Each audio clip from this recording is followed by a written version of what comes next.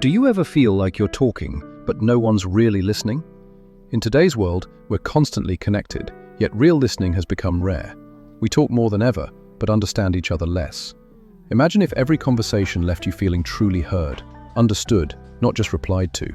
That's the power of listening, a skill we've forgotten, but desperately need to relearn. Why it matters, how to do it. Most people don't listen to understand, they listen to respond. We're distracted, thinking of our next line or checking our phones, and that's why real connection feels so distant. Listening isn't passive, it's active, intentional, and empathetic.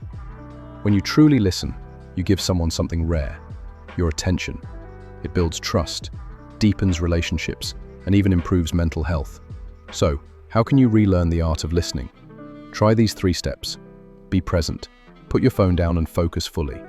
Listen to understand, not to reply. Don't plan your answer while they talk. Notice what's not said. Emotions, tone, silence. They reveal the truth behind words. These simple habits can turn ordinary talks into powerful connections. Impact plus call to action. When people feel heard, they open up. Conflicts soften. Relationships grow stronger.